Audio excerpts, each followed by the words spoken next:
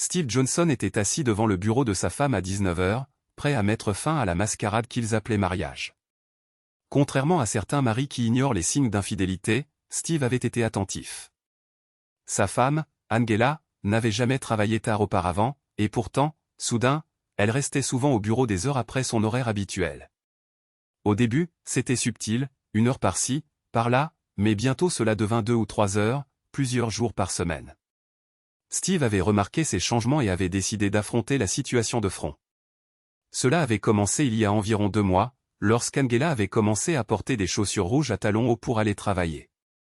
Steve fut immédiatement méfiant, elle détestait porter des talons, ne les tolérant que pour de rares mariages, des occasions spéciales ou, occasionnellement, dans la chambre à coucher lors de ses nuits intimes, où elle les associait à des bas de soie blanc montants, un soutien-gorge en dentelle et un string assorti, un ensemble que Steve adorait.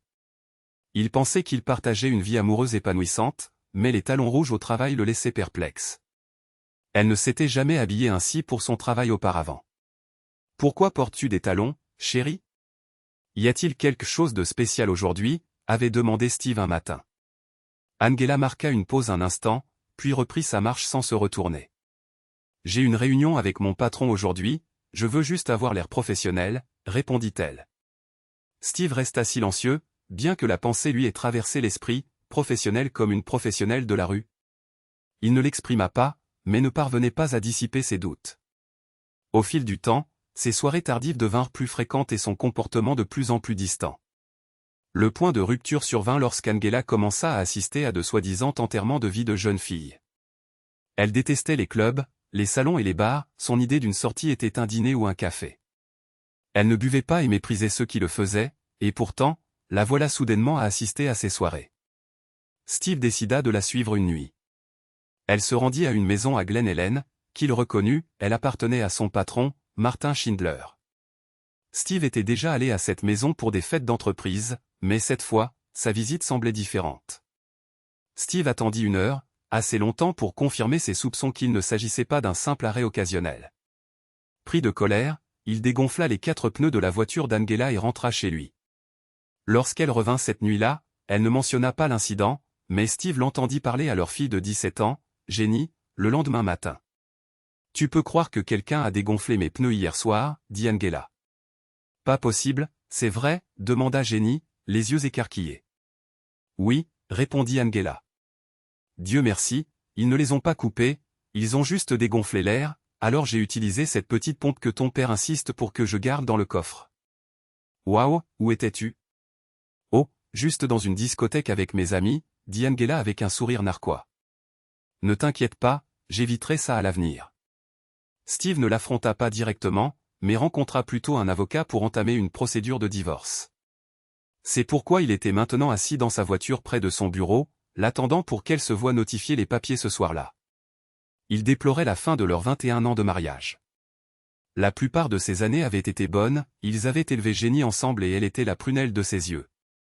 Mais la trahison qu'il ressentait maintenant le taillait à vif. Steve repensa au début de leur relation.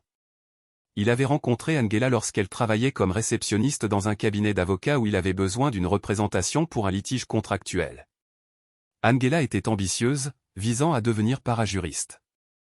Ils étaient sortis ensemble pendant 2 ans avant de se marier, et Steve croyait qu'ils avaient été heureux pendant la majeure partie de leur mariage, jusqu'à ce qu'Angela commence à travailler pour Martin Schindler.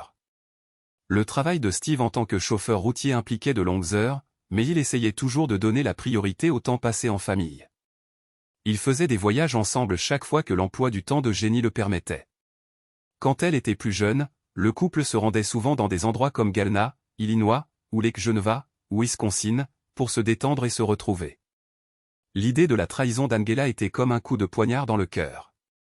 Ce n'était pas seulement l'infidélité, c'étaient les mensonges, la distance et le mépris qu'elle lui manifestait désormais. Une conversation repasse en boucle dans l'esprit de Steve, la nuit où il a suivi Angela pour la première fois. « Chérie, pourquoi ne dînerions-nous pas et n'irions-nous pas voir un film vendredi ? J'ai un rare jour de congé et j'aimerais passer du temps avec toi, » avait-il suggéré, essayant de renouer. La réponse d'Angela fut glaciale, « Tu sais que je sors avec les filles le vendredi, elles comptent sur moi pour être leur conductrice désignée. » Elles ne peuvent pas se débrouiller pour une nuit, insista Steve. Avec les heures supplémentaires que tu as faites et toutes ces sorties, je te vois à peine. Sa réponse le piqua, eh bien, si tu avais un vrai travail qui ne te tenait pas à conduire à toute heure, peut-être que tu me verrais plus souvent. Mais ce n'est pas le cas, et j'ai dû faire avec pendant 2 décennies. Faire avec, dit-elle en sortant sans même un au revoir. Steve l'avait suivie cette nuit-là, naviguant dans le dédale de rues hors de leur quartier. Il réussit à la rattraper alors qu'elle tournait sur Main Street. Il suivit sa voiture jusqu'à la maison de Martin, la regardant se garer et disparaître à l'intérieur. Steve évita Angela pendant le reste du week-end et décida de consulter un avocat le lundi. Il ne prévoyait pas de faire table rase, il voulait juste mettre fin au mariage pacifiquement. D'après ses paroles et ses actions, il était clair qu'elle ne voulait plus de lui. Alors pourquoi s'accrocher à une corde qui lui glissait déjà des mains? Si elle voulait son patron, elle pouvait l'avoir. Steve ne se battrait pas pour ça. Voilà ce qu'il ressentait le lundi. Steve fit asseoir sa fille Jenny et lui dit la vérité. Elle me trompe, ma puce. Tu n'as peut-être pas remarqué les changements ces derniers mois, mais moi, oui. Elle passe ses nuits avec son patron, dit-il, essayant de rester calme. Pas possible, papa. Je ne le crois pas, répondit Jenny, choquée. Je l'ai suivie jusqu'à sa maison. Elle m'a dit qu'elle sortait avec des amis, mais ce n'était pas vrai.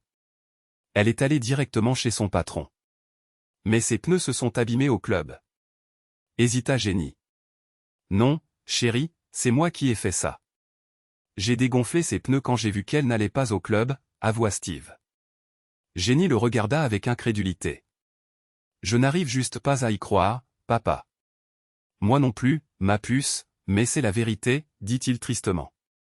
Ils restèrent silencieux dans la voiture, Jenny digérant ce que son père venait de lui dire. Elle jeta un coup d'œil nerveux par la fenêtre, ne sachant comment réagir. Es-tu vraiment sûr, papa? Il n'y a aucune chance que ce ne soit pas ce que cela semble être, demanda-t-elle. Non, ma puce, c'est fini. Elle a brisé ma confiance et m'a brisé le cœur. Je ne peux tolérer une telle trahison, dit-il fermement. Et si elle avait l'impression d'avoir une raison de le faire, aventura Jenny, hésitante. Ma puce, il n'y a aucune excuse pour une longue liaison, aucune. Peut-être si c'était une erreur d'ivresse, ou si elle avait été, Dieu nous en garde, forcée, ce serait différent. Mais non, ce n'était pas une erreur. Elle a choisi ça. Elle m'a trahi. La confiance est le fondement de l'amour. On ne peut pas aimer quelqu'un en qui on n'a pas confiance, et je ne pourrai jamais aimer quelqu'un qui m'a trahi comme ça, dit Steve, sa voix empreinte d'une douleur sourde. Jenny se tourna pour regarder par la fenêtre, le cœur serré pour son père. Elle remarqua 2 hommes s'approcher de la voiture. Papa, qui sont ces gars, demanda-t-elle, alarmée. L'estomac de Steve se noua alors que les hommes frappaient à la vitre. Il baissa la vitre avec prudence. Êtes-vous Steven Johnson, demanda l'un des hommes. Oui, répondit Steve. Vous avez été signifié, dit l'homme en lui tendant une épaisse enveloppe. Veuillez lire attentivement les documents. Il y a une ordonnance d'éloignement vous obligeant à rester à au moins 100 mètres d'Angela Johnson, Jennifer Johnson et de votre résidence familiale. Quoi, une injonction de la part de Jenny, s'exclama Steve, abasourdi. Jenny saisit l'enveloppe et parcourut rapidement les papiers, ses mains tremblantes. Le titre la fit halter. C'est une requête en divorce, papa. Et il y a une ordonnance d'éloignement, dit-elle en lui rendant les papiers. Mais qu'est-ce que c'est que ça, cria Steve, sa voix brisée. Oh mon Dieu, non Jenny. Qu'est-ce qui se passe, papa? Je te jure que je ne savais rien de tout ça, s'écria Jenny, la panique dans la voix. Steve feuilleta les documents, son incrédulité se transformant en fureur alors qu'il lisait les allégations. Elle l'accusait de violence conjugale, de maltraitance d'enfants et même d'abus intimes sur mineurs. Jenny, pourquoi, demanda-t-il, sa voix qui se brisait. Pourquoi dirait-elle de telles choses? Je jure que tout ça est mensonge, une erreur. Attends, comment a-t-elle su que je serais ici à cet instant? Jenny se figea. Parce que je le lui ai dit, avoua-t-elle doucement. Ces mots anéantirent Steve. Tu le lui as dit, murmura-t-il. Quand tu m'as dit qu'elle te trompait, je l'ai confrontée, confessa Jenny. Elle a dit qu'elle ne l'avait fait que parce qu'elle avait reçu un rapport d'enquêteur disant que tu l'avais trompée. Le cœur de Steve se serra.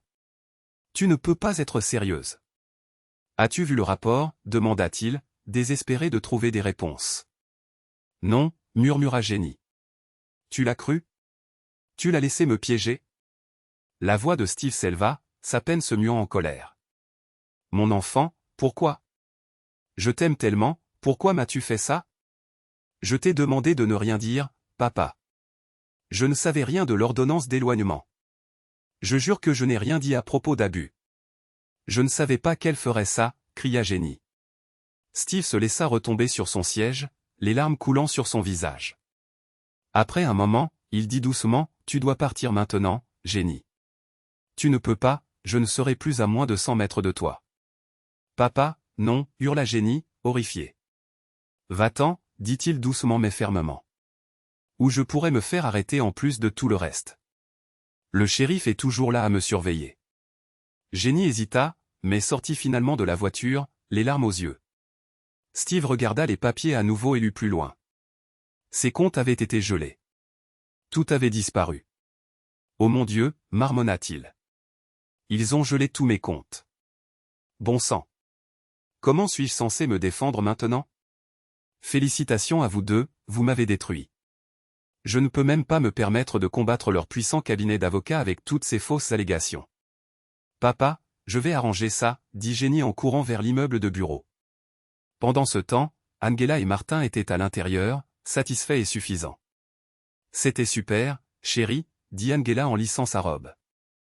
J'aimerais juste avoir des jumelles pour voir sa tête. Martin gloussa, attachant sa ceinture. Tu es trop cruel, mais ça ne me dérange pas, à l'intérieur du bureau, Angela cria, j'aurais dû frapper la première. Maintenant, il ne peut pas entrer dans la maison ni accéder à notre argent avant un certain temps. J'ai le dessus sur lui. Martin ricana. Il ne t'a pas insulté. Es-tu même sûr de ça? Vous étiez vraiment proches, vous deux.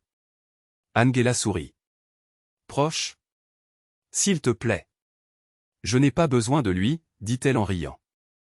Juste à ce moment, Jenny fit irruption dans le bureau. Elle se précipita vers Angela et exigea, il n'a pas trompé, n'est-ce pas? Bien sûr que non. Qui a besoin de lui? Répondit Angela en riant de nouveau. Tu es un monstre, cracha Jenny, et sans hésitation, elle frappa sa mère au visage de toutes ses forces. Angela s'effondra au sol, serrant son visage sous le choc et la douleur. Martin, observant depuis le côté, rit et dit, bien joué, petite. Jenny se figea, puis jeta un coup d'œil autour de la pièce. Elle vit des bibliothèques, des étagères et un bureau sale.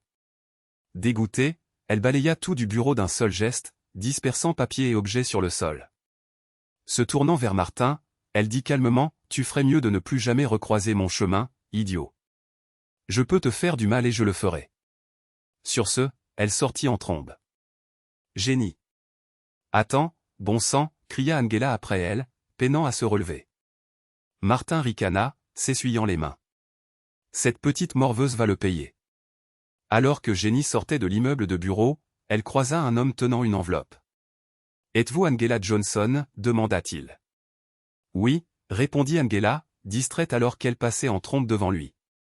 Angela et Martin rirent tous les deux quelques instants plus tard, lorsqu'ils comprirent qu'Angela venait de se voir notifier la requête en divorce de Steve. Pendant ce temps, Jenny tenta désespérément de contacter son père. Elle était terrifiée par ce qui s'était passé, mais Steve, craignant de violer l'ordonnance d'éloignement, ne répondait pas à ses appels. Chaque fois que son nom s'affichait sur son téléphone, cela ne lui apportait que plus de douleur. Il craignait qu'Angela ne le découvre et ne le signale à la police. Elle l'avait déjà coupé de leurs amis, ne lui laissant que ses parents et son frère qui croyaient en son innocence. Même alors, sa belle-sœur l'éloignait de sa nièce et de son neveu, juste au cas où les allégations seraient vraies.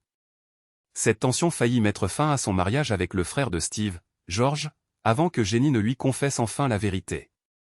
Steve ne comprenait pas pourquoi Angela le détestait tant, ni pourquoi Jenny l'avait trahi. Même si Jenny ne savait rien de l'accusation d'abus, elle avait dit à Angela qu'il était au courant de la liaison et quand elle serait signifiée, elle avait même prétendu vouloir le soutenir pendant la confrontation, seulement pour le prendre au dépourvu avec l'ordonnance d'éloignement et les mensonges. Jenny, désespérée d'aider son père, chercha quelqu'un en queue. Et elle pourrait avoir confiance. Elle trouva une copie des documents de divorce de sa mère et réalisa que l'avocat d'Angela travaillait dans son bureau, rendant impossible de l'approcher. N'ayant personne d'autre vers qui se tourner, elle appela son grand-père. « De quoi as-tu besoin, jeune fille » demanda Georges, le ton sévère. « Papy, nous devons aider papa. Je ne sais pas vers qui d'autre me tourner. Il ne répondra pas à mes appels. Je n'arrive pas à croire ce que tu as fait à ton père, Jenny. »« À quoi pensais-tu en aidant ta mère » réprimanda Georges. « Papy, tout ça est un mensonge. Je n'ai rien fait. Tout est la faute de ma mère et de son avocat idiot, cria Jenny. Surveille ton langage, jeune fille, rétorqua Georges sèchement. Je suis désolé, papy, je jure que je n'ai accusé papa de rien et je n'avais aucune idée que l'affronter la ferait réagir ainsi, dit Jenny, sa voix tremblante. Georges soupira. D'accord, je vais voir ce que je peux faire. Est-il là? Puis-je lui parler? Demanda Jenny avec espoir.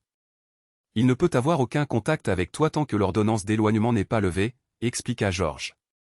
Chaque fois que tu l'appelles, cela le brise. Il a peur que ta mère ne le découvre et le fasse arrêter. Son avocat dit qu'une date d'audience a été fixée, mais d'ici là, nous ne pouvons rien faire. Des larmes coulèrent sur le visage de Jenny. Papy, s'il te plaît, dis-lui que je l'aime et qu'il me manque. Si je le vois, je le ferai, dit Georges. Jenny raccrocha et pleura amèrement pendant plusieurs minutes. Quand elle se ressaisit enfin, elle se rendit dans la chambre d'Angela, sortit brutalement ses sous-vêtements et saisit ses nouveaux vêtements dans le placard. Elle les descendit et les jeta au milieu de la pelouse. Beaucoup de vêtements avaient encore leurs étiquettes. « Va te faire voir, maman » marmonna Jenny pour elle-même, se précipitant vers la grange pour prendre un bidon d'essence à briquet. Elle revint, aspergea le tas de vêtements et alluma une allumette. Les flammes s'élevèrent avec un rugissement alors qu'elle regardait le tas brûlé. L'heure approchait où Angela rentrerait à la maison. Une idée germa dans l'esprit de Jenny, et elle ne put s'empêcher de sourire.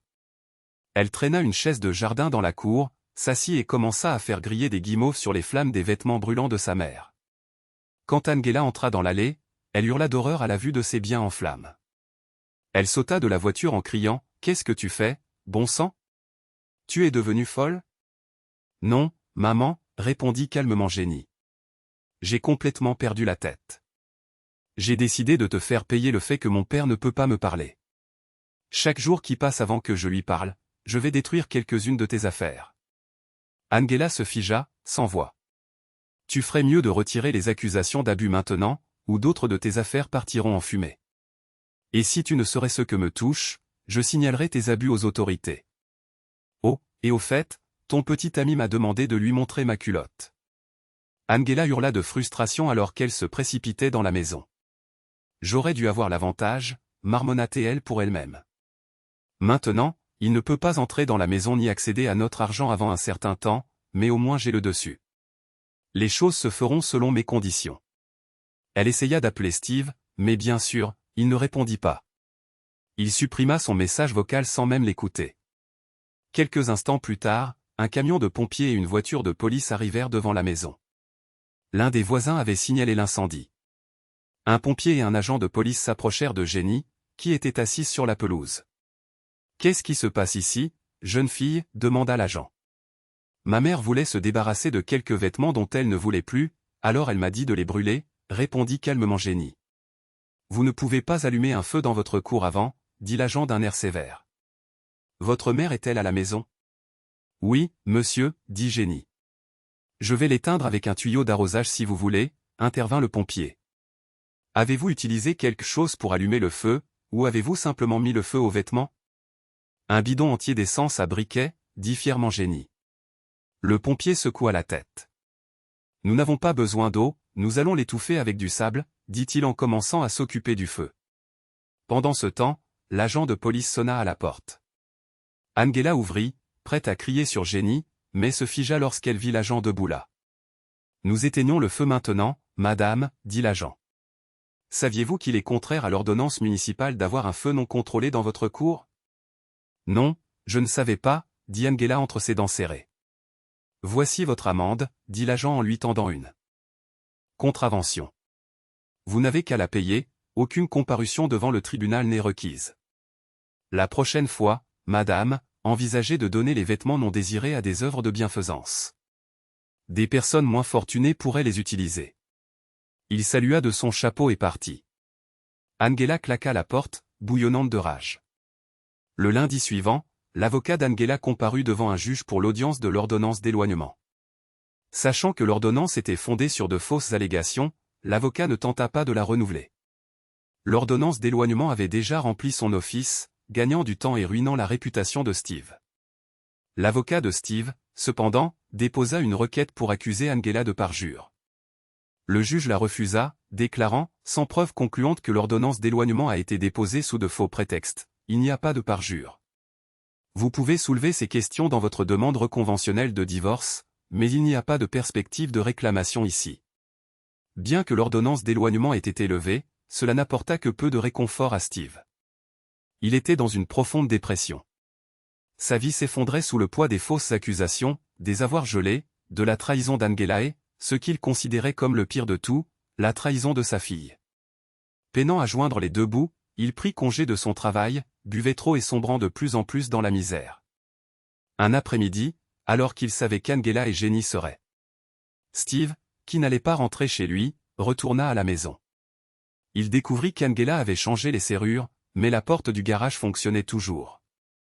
À l'intérieur du garage, il trouva toutes ses affaires dans des cartons et des sacs poubelles. Ses vêtements étaient fourrés pêle-mêle dans des sacs, et elle lui avait laissé l'album de mariage et les photos de famille qui ornaient autrefois la maison. En regardant les souvenirs de ce qui avait été, Steve sentit son cœur se briser à nouveau. Il garda contact avec ses parents et son frère, même si leur relation était tendue par ses problèmes. Ses parents le suppliaient de consulter un psychiatre, mais il refusait. « Je n'ai pas besoin d'un psychiatre pour me dire que ma vie est merdique, dit-il amèrement. Il n'y a rien que je puisse y faire. » Le cabinet d'avocats d'Angela mena une guerre sans merci. Ils informèrent même l'employeur de Steve de l'ordonnance restrictive et des allégations d'abus. Steve fut renvoyé. Son contrat contenait une clause de moralité, et son employeur ne voulait pas de controverse. Dans un meilleur état d'esprit, Steve aurait pu se défendre et aurait probablement gagné, mais il était trop brisé pour faire quoi que ce soit. Personne ne savait où vivait Steve. Il ne communiquait avec sa famille que par téléphone, et la seule fois que quelqu'un le voyait, c'était lors des comparutions obligatoires devant le tribunal pour le divorce.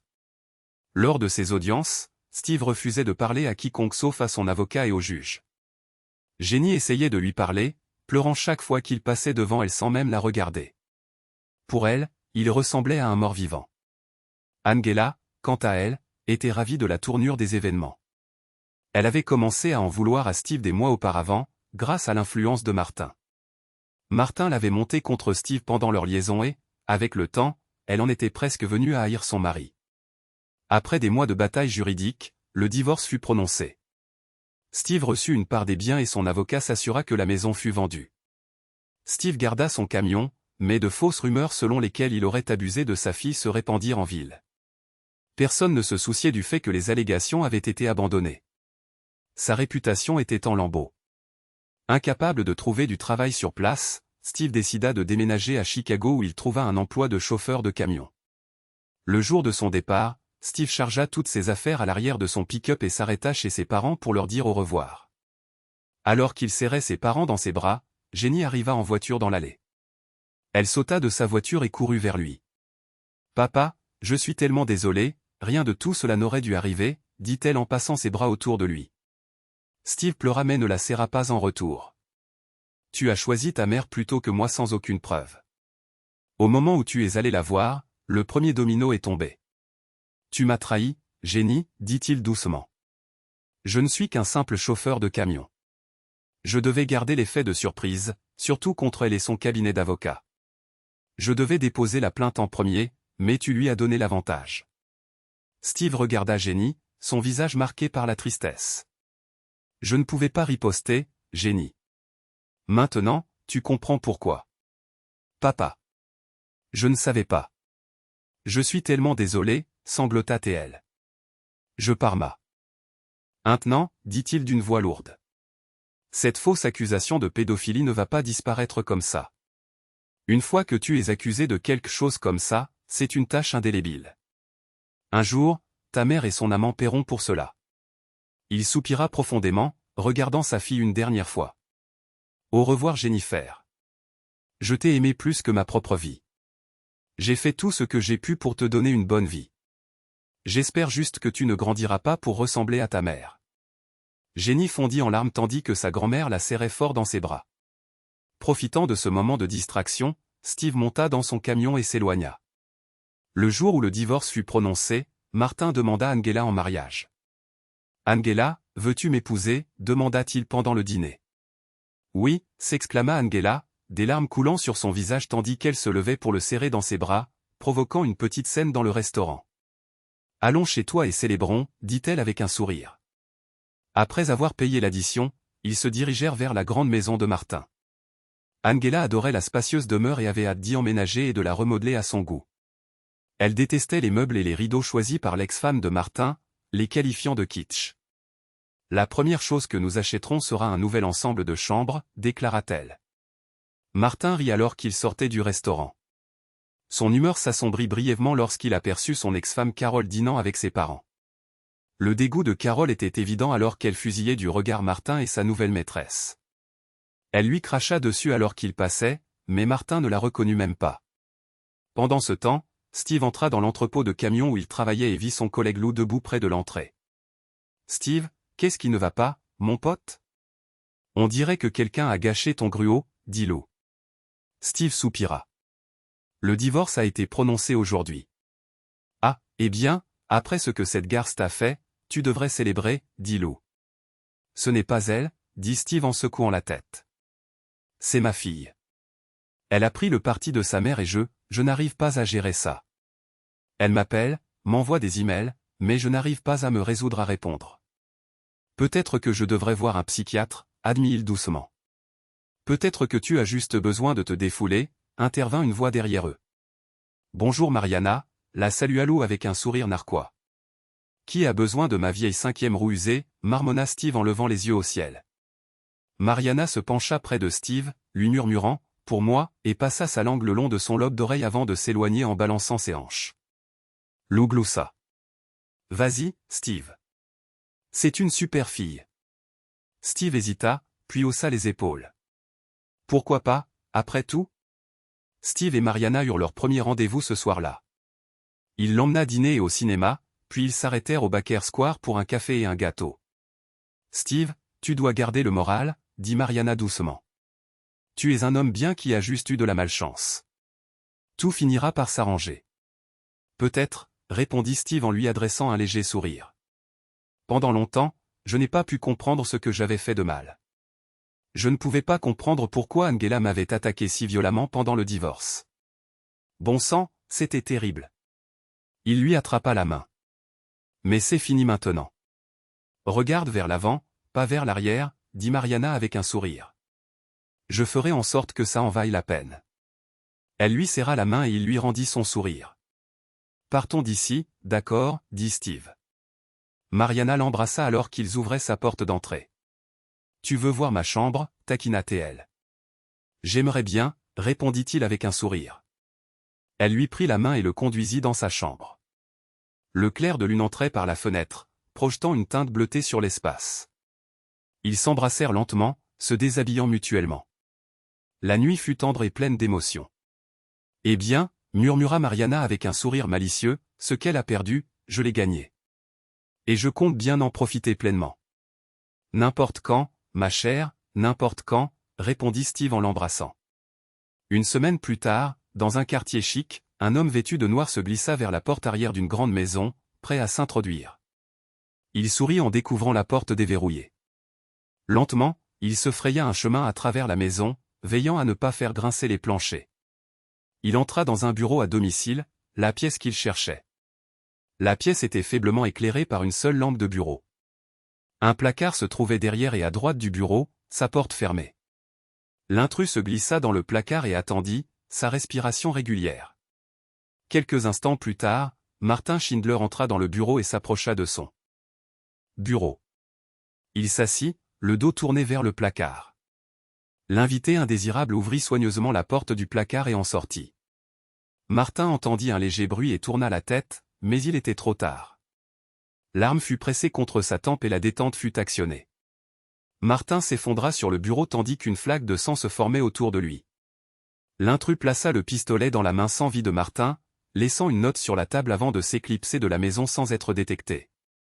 Angela rentra du magasin, portant de nouveaux draps qu'elle venait d'acheter. Joyeusement, elle franchit la porte du bureau de Martin pour lui montrer sa trouvaille, mais à la place, elle hurla d'horreur. Le corps de Martin était affalé dans sa chaise, une arme à la main et du sang s'accumulant sur le bureau. Paniquée, Angela sortit son téléphone portable de son sac à main et composa le 911. « Il y a eu un coup de feu », cria-t-elle. En raccrochant, ses yeux tombèrent sur une note sur le bureau. Elle ne la toucha pas, mais se pencha pour la lire. Le message lui glaça le sang, prix payé intégralement. « Non, Steve. »« Non », hurla Angela en tombant à genoux. « Que as-tu fait ?» Le détective de Von Jordan reçut l'appel et se dirigea rapidement vers la résidence de Martin Schindler. À son arrivée, il trouva Angela sanglotant dans le salon tandis que les enquêteurs de la scène de crime entraient et sortaient du bureau. Le détective Jordan prit un moment pour scanner la scène. Une nouvelle série de clubs de golf brillants attira son attention dans un coin de la pièce. Des clubs chers, pensa-t-il avant de se reconcentrer sur l'enquête. À l'intérieur du bureau, le corps de Martin était affalé sur le bureau, une arme toujours serrée dans sa main droite. Le détective Jordan s'approcha de l'un des officiers qui était arrivé en premier. « Que avons-nous jusqu'à présent » demanda-t-il. « On dirait une blessure par balle auto-infligée à la tête, monsieur. » La victime est Martin Schindler, un avocat et le propriétaire de la maison. La femme dans le salon, Angela Johnson, a trouvé le corps et a appelé le 911. « Y a-t-il une note » demanda Jordan. « Oui, monsieur », répondit l'officier en lui tendant un sac en plastique contenant la note tapée à la machine. « C'est juste une phrase, tapée à l'ordinateur et non signée, c'est tout. » Le détective Jordan fronça les sourcils en lisant le message, prix payé intégralement. Quelque chose ne lui convenait pas. Jordan se tourna vers Angela. « Madame, savez-vous ce que signifie cette note ?» Angela, toujours tremblante, hocha la tête. « Oui, cela signifie que ce n'était pas un suicide. »« Mon ex-mari l'a tué, » dit-elle, la voix tremblante. Martin détestait les armes. Il n'en possédait pas, et encore moins n'en gardait pas à la maison. « Pourquoi pensez-vous que votre ex-mari a fait cela » demanda Jordan. « Parce qu'il pensait que Martin me l'avait prise. »« L'a-t-il vraiment fait ?»« Étiez-vous impliqué avec le défunt pendant que vous étiez encore marié » insista le détective. Baissant les yeux d'embarras, Angela admit, « Oui. » Y aurait-il quelqu'un d'autre qui aurait voulu sa mort? C'était un avocat, n'est-ce pas? Demanda Jordan. Je suppose que son ex-femme était furieuse quand il l'a quitté, mais Martin ne traitait pas le droit pénal. Il pratiquait le droit des sociétés et allait rarement au tribunal. Où étiez-vous ce soir-là? Poursuivit Jordan. J'étais en train de faire du shopping, répondit Angela rapidement. Vous ne pensez pas que j'ai fait ça, n'est-ce pas? Je ne saurais même pas comment. Pouvez-vous fournir des reçus pour vos achats? Demanda Jordan. Oui, bien sûr, dit Angela en se levant pour les récupérer. Un dimanche après-midi ensoleillé, le détective Jordan rendit visite à Steve Johnson chez lui. Steve ouvrit la porte et invita le détective à entrer. Monsieur Johnson, je suis le détective Jordan. J'ai quelques questions à vous poser, commença-t-il. Bien sûr, détective. De quoi s'agit-il? Demanda Steve. Où étiez-vous hier soir vers 20h? Au travail. Je conduisais un semi-remorque à travers Rockford. Je suis arrivé à la station à 21h30. Vous pouvez vérifier les journaux, répondit Steve. D'où veniez-vous? Madison. Jordan hocha la tête, notant les informations. Martin Schindler a été tué par balle hier soir dans ce qui semble initialement être un suicide. Semble être, demanda Steve en haussant un sourcil. Disons simplement qu'il y a quelques incohérences, répondit le détective. Eh bien, ça n'a pas pu être moi. J'étais à des kilomètres, à Rockford, dit Steve calmement. Vous êtes libre de vérifier. Je le ferai, dit Jordan en se levant. Si j'ai d'autres questions, puis-je vous appeler? Bien sûr, laissez-moi vous donner mon nouveau numéro, dit Steve en le notant pour le détective. Alors que le détective Jordan partait, il ne pouvait se défaire du sentiment que quelque chose n'allait pas. La longue route à travers Chicago pour vérifier l'alibi de Steve lui donna amplement le temps de réfléchir. Pourquoi un gaucher se tirerait-il une balle avec la main droite? Pourquoi taper la note au lieu de l'écrire à la main? Et pourquoi les marques de résidus de poudre sur la main de la victime étaient-elles si faibles? C'était étrange, pour le moins. De retour chez lui, Steve s'assit à sa table de cuisine et ouvrit une bière.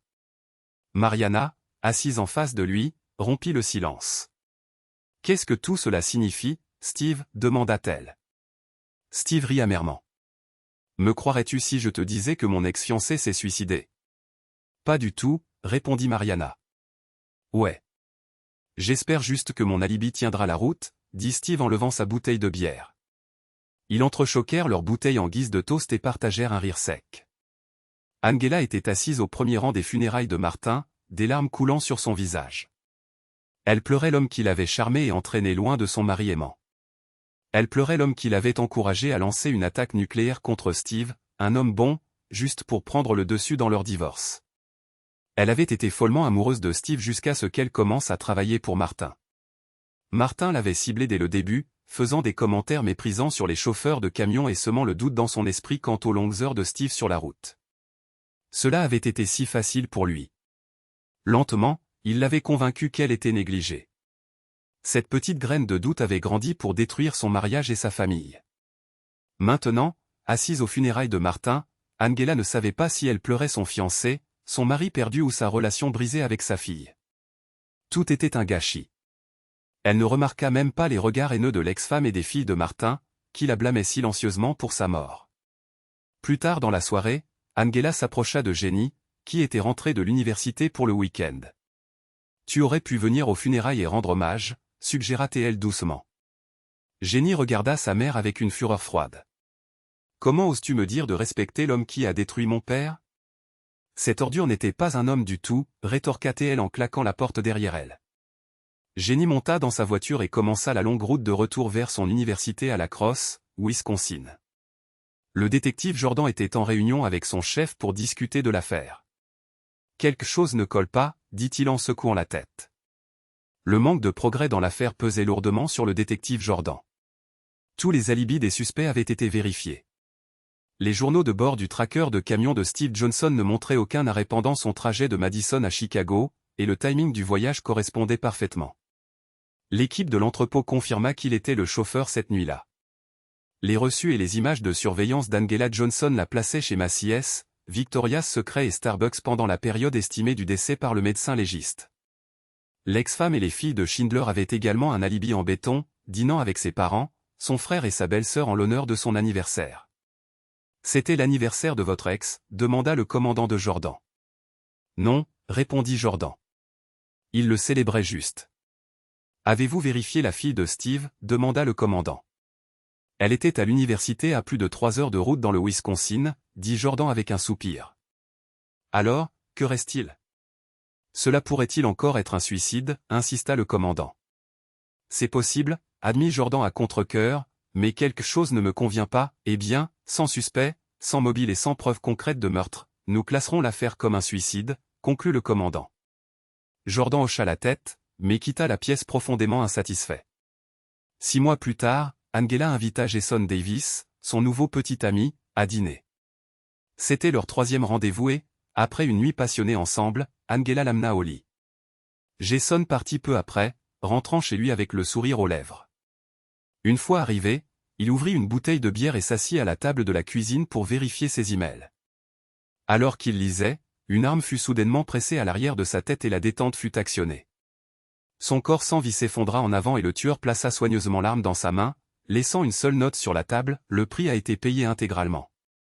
Le détective Jordan arriva à l'appartement de Jason Davis et parcourut la scène. Il entra dans la cuisine où le corps était toujours assis à la table. Avant qu'il ne puisse parler, un officier lui tendit un sac en plastique contenant la note. « Eh bien, zut » marmonna Jordan. « On dirait que j'avais raison sur autre chose. Maintenant, il ne me reste plus qu'à trouver qui diable a fait ça. » Se tournant vers le technicien, Jordan demanda, « Des empreintes digitales ?» « Oui, mais si je devais deviner, elles appartiendront à la victime, » répondit Marc. « Des témoins qui ont appelé ?» demanda Jordan. « Un voisin a entendu le coup de feu et a appelé le 911. Personne n'a vu personne entrer ou sortir de l'appartement, » dit Marc. « Comment sont-ils entrés ? Serrure cassée ? Fenêtre ? Non, La porte était verrouillée et il n'y avait aucun signe d'effraction. Cependant, la porte coulissante du balcon n'était pas verrouillée.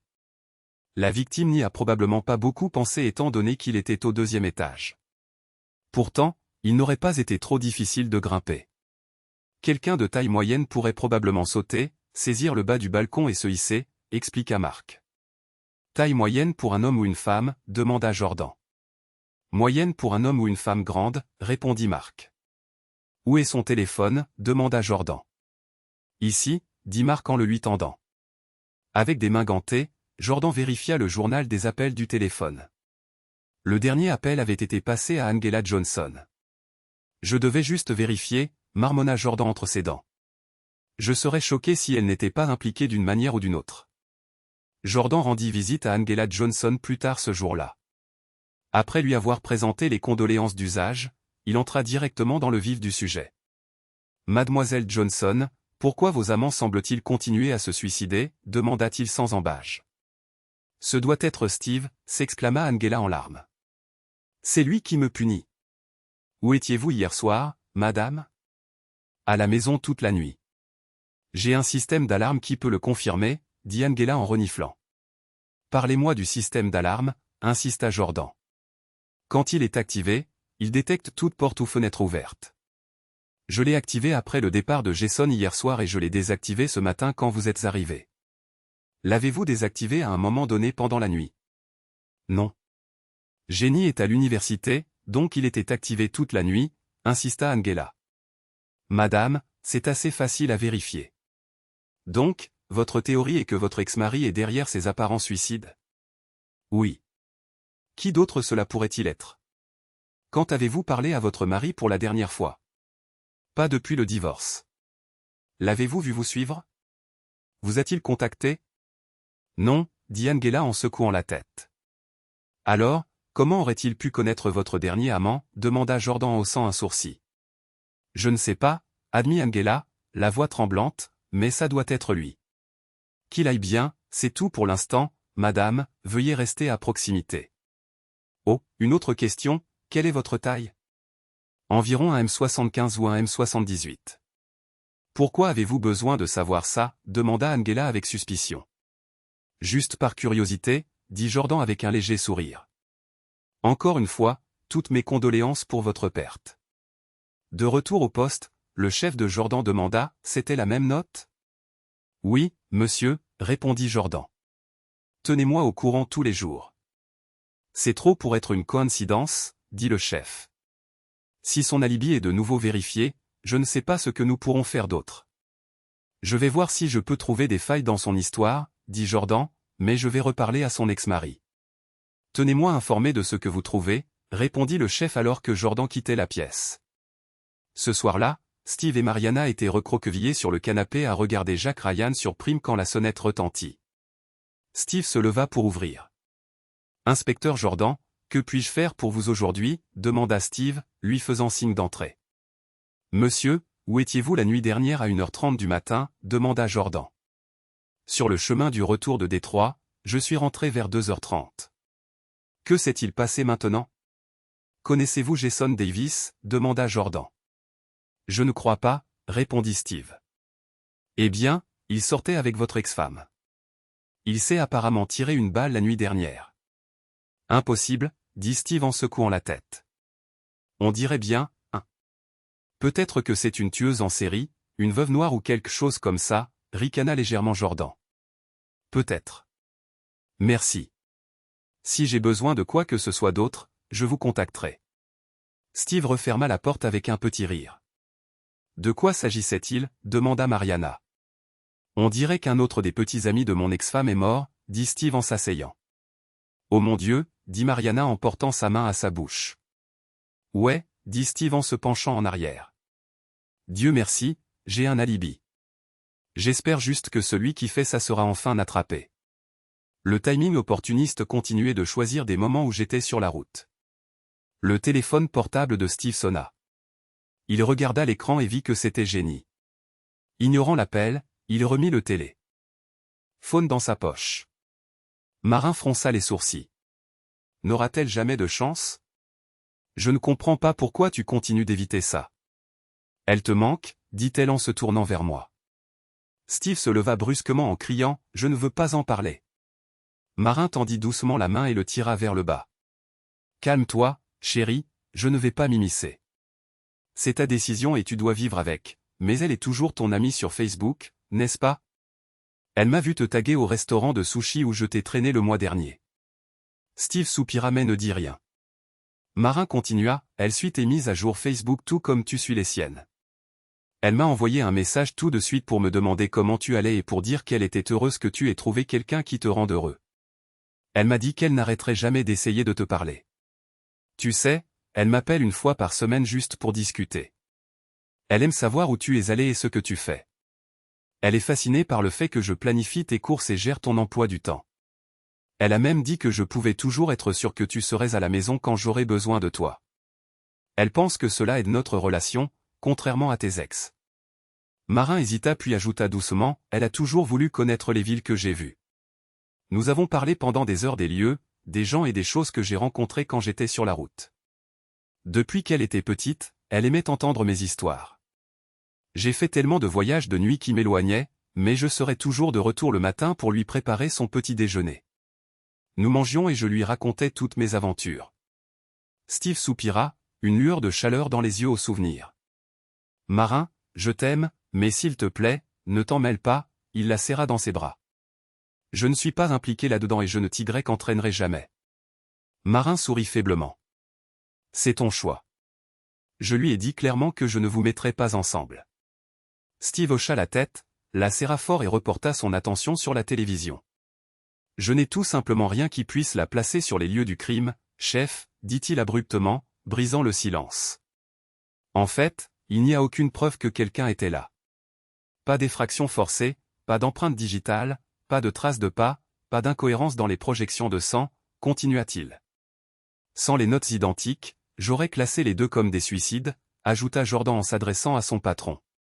L'alibi de l'ex est hermétiquement scellé comme un réacteur nucléaire, marmonna le commandant. Pensez-vous que l'ex-femme de Schindler pourrait chercher à se venger? Jordan fronça les sourcils. Elle était au club sur la vidéosurveillance avec son nouveau petit ami et ses enfants étaient à l'école. Merde. 2 ans plus tard, Angela rompit son schéma et commença à fréquenter Lance Forrest. Elle s'était promis de ne risquer la vie de personne en sortant avec des hommes pour plus d'une nuit après les suicides. Cependant, elle n'était pas célibataire, elle se contentait de coups d'un soir avec des dragueurs de bar. Ce plan changea lorsqu'elle contracta une MST, la forçant à reconsidérer la situation. Angela décida de prendre un risque et de s'installer. Après un mois de fréquentation avec Lance, elle se sentit à l'aise, certains diraient insouciante. Elle cessa de cacher sa relation et commença à le voir publiquement. Un soir, alors que Lance regardait un match de baseball chez lui, quelqu'un lui mit une arme sur la tête et pressa la gâchette. L'arme fut placée dans sa main et la même note que précédemment fut laissée, le prix a été payé intégralement. Le téléphone portable de Jordan sonna. Jordan à l'appareil. « Allô, inspecteur » dit une voix au bout du fil. « Ici l'inspecteur Stan Anand de Schombourg. Que puis-je faire pour vous ?»« Mon garçon, avez-vous une affaire non résolue qui pourrait être liée à la mienne ?» répondit Stan.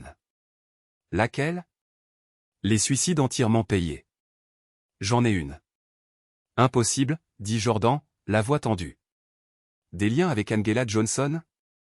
Oui, elle était sa petite amie. Pas question. L'alibi de son ex-mari est impeccable, il traversait Madison à ce moment-là, expliqua Anand. Et Angela était seule à la maison. Le système de sécurité lui a fourni un alibi la dernière fois et nous n'avons pas pu le briser. Cette fois, cependant, c'est différent. Elle a commandé de la nourriture chinoise depuis son téléphone fixe et la nourriture est arrivée en moins de 30 minutes. La fusillade a eu lieu pendant cette période, selon un voisin. C'est 23 minutes de route dans chaque sens de sa maison à l'appartement du défunt, plus 3 feux de signalisation et une marche jusqu'au dernier étage. C'est proche, mais je ne vois pas comment elle aurait pu faire ça. Je suis d'accord. Bon sang, dit Jordan. Rencontrons-nous demain et comparons les dossiers. D'accord, répondit Anand. Encore une fois, tous les alibis étaient solides et il n'y avait pas de nouveaux suspects. Les affaires restèrent non résolues. Steve et Marin étaient assis dans la grande salle, regardant Jenny traverser la scène pour recevoir son diplôme de licence. Steve rayonnait de fierté, ses yeux s'embuaient tandis qu'il essuyait une larme. Marin lui serra la main fermement et l'embrassa. Après la cérémonie, ils se dirigèrent vers la voiture. Alors que Marin montait, elle demanda doucement, « Chérie, tu l'aimes tellement, s'il te plaît, appelle-la. » Steve secoua la tête. Non, elle a fait son choix quand elle s'est rangée du côté de sa mère, pas du mien. Elle ne l'a regretté que lorsqu'elle a réalisé à quel point les actions de sa mère étaient mauvaises. J'avais besoin qu'elle soit de mon côté, mais elle ne m'a pas cru. Elle a ouvert la porte à sa mère pour qu'elle ruine ma vie. Certains de mes vieux amis croient encore que j'ai agressé Jenny et que je m'en suis tiré, dit Steve doucement. Marin hocha la tête. Non, répondit-elle doucement. Elle a fait son choix et nous devons tous vivre avec. Steve soupira, terminant sa pensée. Marin fronça les sourcils devant son entêtement, lui prit la main et demanda, « Étais-tu toujours aussi têtu avant le divorce ?» Non, pas du tout, admit-il. 5 ans plus tard, Angela et Jenny étaient assises ensemble au premier rang de la salle commémorative des pompes funèbres. Il y avait une grande affluence pour la veillée et les funérailles de Steve Johnson. Steve était décédé d'un cancer du pancréas quelques semaines seulement après avoir conduit Jenny à l'hôtel pour son mariage. Bien qu'il se soit fait quelques nouveaux amis et collègues dans ces dernières années, Steve n'avait jamais retrouvé un grand réseau social après le divorce. Pourtant, beaucoup de ses anciens amis, voisins et collègues sont venus rendre hommage à l'homme bon qu'ils avaient connu mais dont ils avaient perdu le contact au fil des ans. La petite amie de longue date de Steve, Marin, était également là. Ils ne s'étaient jamais mariés malgré leurs années passées ensemble. Marin fit de grands efforts pour ne pas lancer un regard furieux à Angela pour la douleur qu'elle avait causée à Steve. Son meilleur ami, Lou DeMarco, raconta à Jenny des histoires émouvantes sur les dernières années de la vie de son père, remplissant son cœur de souvenirs qu'elle n'aurait jamais connus autrement. Ce fut Marin qui avait finalement convaincu Steve d'écouter Jenny et de se réconcilier avec elle après qu'il eut reçu son diagnostic terminal. Pendant des années, il avait jeté des lettres, supprimé des emails et ignoré ses appels. Leurs retrouvailles arrivèrent au moment parfait, car lui et Marin savaient que son temps était compté. Jenny avait même reporté son mariage malgré les coûts élevés des changements de dernière minute afin que son père puisse la conduire à l'hôtel. Leurs retrouvailles en larmes et leur marche émouvante dans l'allée offrirent à Steve un dernier moment de joie et de paix. Les derniers mots qu'il prononça furent des mots de gratitude envers Marin pour l'avoir réuni avec Jenny et des excuses pour ne jamais l'avoir épousée. Marin comprit, elle ne l'avait jamais poussé au mariage car ils étaient déjà heureux ensemble. Marin dit à Jenny à quel point son père lui avait manqué au fil des ans. Il a toujours regretté de ne pas t'avoir contacté plus tôt, dit-elle. Jenny partagea plus tard les détails de leur réconciliation avec sa mère, il m'a dit qu'il était à ma remise de diplôme, assis au dernier rang où personne ne le reconnaîtrait, dit-elle. C'est vrai, confirma Marin, j'étais avec lui. Il a dit qu'il avait suivi ta carrière alors que tu gravissais les échelons et devenais inspectrice à Streamwood. Il était si fier de toi. Il gardait des coupures de journaux du Herald.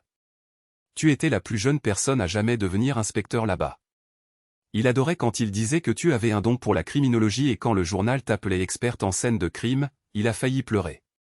Il disait que ça lui rappelait les fois où vous regardiez Columbo et d'autres émissions de criminologie ensemble quand tu étais petite.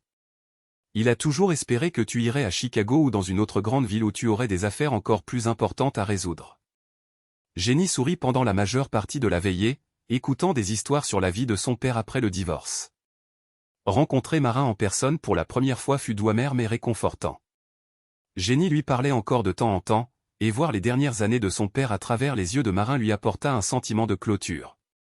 Il est mort un homme heureux, dit Jenny doucement.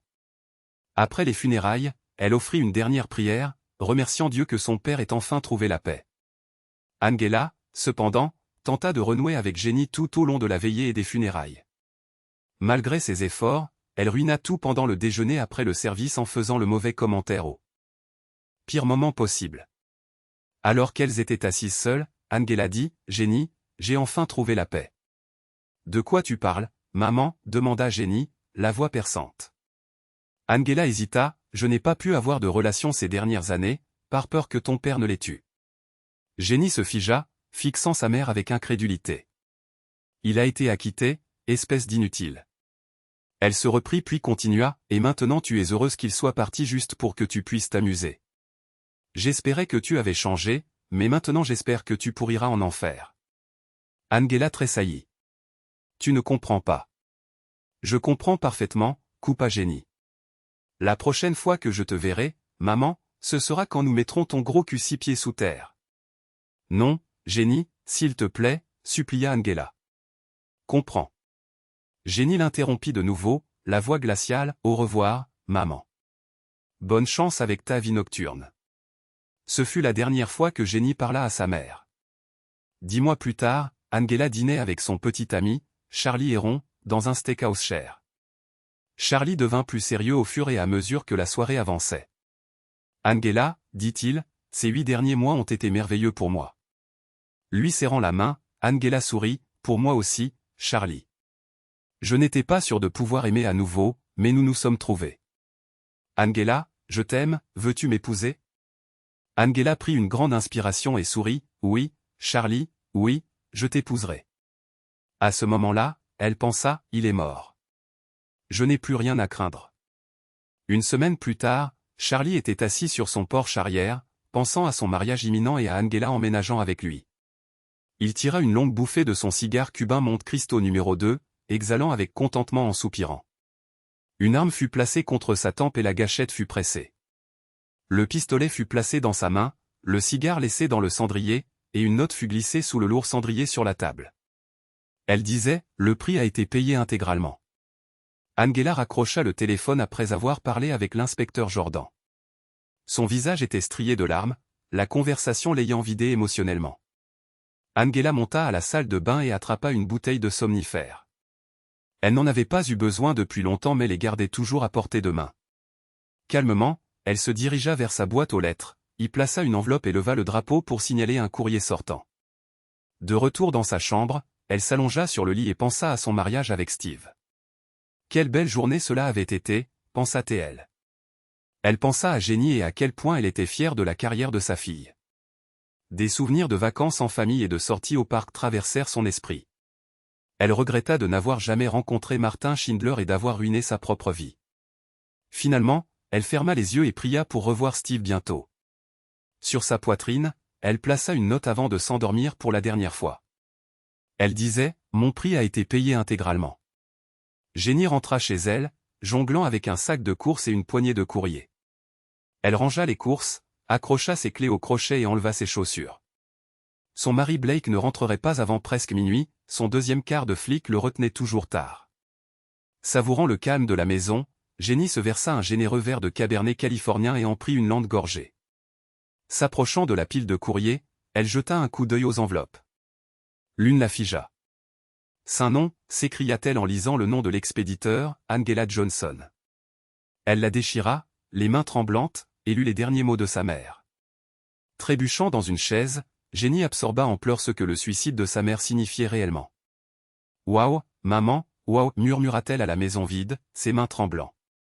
Elle attrapa son téléphone et composa le numéro de l'inspecteur Jordan. « Inspecteur Jordan » dit sa voix. « C'est Jenny Stein, fille de Steve et Angela Johnson. »« Bonjour, jeune femme, dit-il gentiment. Je suis désolé d'apprendre le suicide de votre mère. »« Merci, dit-elle doucement. Au moins, vous n'aurez pas à enquêter. » Il y eut une pause. « Que puis-je faire pour vous, Jenny ? » J'ai reçu une lettre par la poste de ma mère, dit-elle, la voix nouée par l'émotion. C'est une confession. Quoi ? Cria-t-il au téléphone. Une confession de tous les suicides qui étaient en fait des meurtres. Jésus-Christ ? D'accord, venez me rencontrer dès que possible, je suis en route en ce moment. Jenny fixa la lettre, son esprit en ébullition. Les mots de sa mère la hantaient. Agissant par impulsion, elle prit la première page de la lettre, l'enflamma et la plaça soigneusement dans la cheminée, veillant à ce qu'elle brûle complètement. Les mots de cette page étaient gravés dans son esprit, « Ma chère Jenny, je te fais ce dernier cadeau de ma repentance. Que tu le crois ou non, je t'aime de tout âme. Mon cœur et je m'excuse pour toute la douleur que je t'ai causée. Ce n'était jamais intentionnel de te blesser, toi et ton père, c'était la pire chose que j'ai jamais faite, mais j'ai senti que je devais le faire après ce qui est arrivé avec Charlie. Quand Charlie a été tué, j'ai su que je ne pourrais jamais échapper à la punition que je méritais. Je l'accepte maintenant. Je suis désolé de t'avoir fait me punir de cette manière et j'espère que tu pourras vivre le reste de ta vie sans la douleur de ma trahison envers toi et ton père. Il y a eu tant de morts à cause de moi et cela doit cesser. Peut-être que cela apaisera ta culpabilité et que tu pourras me pardonner et trouver la paix. S'il te plaît, raconte à mes futurs petits-enfants des histoires de bons moments, pas des histoires de la façon dont j'ai ruiné nos vies. Je prie pour que toi et Blake ayez un mariage long et heureux. Ne laissez jamais personne s'interposer entre vous deux. Je t'aime de tout mon cœur. Avec amour, maman. PS, s'il te plaît, contacte quelqu'un et obtiens l'aide dont tu as désespérément besoin. Jenny relut la lettre, les larmes coulant sur son visage. La deuxième page était adressée à la police. Au moment où vous lirez ceci, je serai déjà morte de ma propre main. Je ne supporte plus la culpabilité. J'ai tué tous ces hommes, mes amants. Ils devaient tous payer un prix pour m'avoir éloigné de ton père. J'ai toujours appartenu à lui. Peut-être que maintenant je peux le rejoindre à nouveau. Que le Seigneur me pardonne. Jenny, je suis tellement désolé d'avoir ruiné notre famille. Avant Martin, nous avions vraiment une vie idéale. La confession maculée de larmes brisa le cœur de Jenny. Elle ne pouvait pas comprendre pourquoi sa mère avait commis de tels actes horribles, ni pourquoi elle s'était sentie obligée de tout confesser maintenant. Jenny attrapa la deuxième page et se dirigea vers le bureau de l'inspecteur Jordan. Assise en face de son bureau, Jenny lui tendit la lettre après un bref échange de salutations. Jordan lut la confession attentivement, son visage se durcissant à mesure qu'il arrivait à la fin. « Seigneur, dit-il finalement, levant les yeux vers elle. Jenny, pardonne-moi de t'avoir jamais soupçonné. » Jenny hocha la tête, engourdie. Je n'arrive pas à y croire. Elle devait avoir vraiment perdu la tête il y a des années. J'ai arrêté de lui parler après ce qu'elle a fait à mon père, mais je n'aurais jamais pensé qu'elle ferait quelque chose comme ça. Elle continuait à fréquenter des hommes juste pour les tuer. Jordan marmonna presque à lui-même, mon Dieu, ça met tout en place. Jenny secoua la tête, incapable de le comprendre. Je ne comprends toujours pas. Je veux dire, d'une certaine manière, ça a du sens. Ses alibis étaient toujours solides, mais maintenant c'est sans importance. Maintenant, dit Jordan en secouant la tête, nous ne pouvions tout simplement pas la placer sur les lieux du crime et, franchement, nous n'avions pas assez de preuves solides pour monter un dossier. J'ai toujours senti que c'était soit votre père, soit l'ex-femme de Schindler, mais nous n'avons pas pu non plus briser leurs alibis. Jenny soupira. Eh bien, je suis contente que tout soit fini maintenant. Ces meurtres, sa douleur, ma souffrance. Fais attention là-bas, Jenny, dit Jordan avec un léger sourire. Prenez soin de vous. Vous aussi, inspecteur. Jenny sortit du poste de police, un sourire se répandant sur son visage, aussi large que possible. Elle secoua la tête d'incrédulité, s'arrêta à sa voiture et leva les yeux vers le ciel. Merci, maman, dit-elle doucement. J'espère que tu as trouvé papa où que tu sois. Que pensez-vous de cette histoire aujourd'hui et nous vous verrons dans la prochaine vidéo.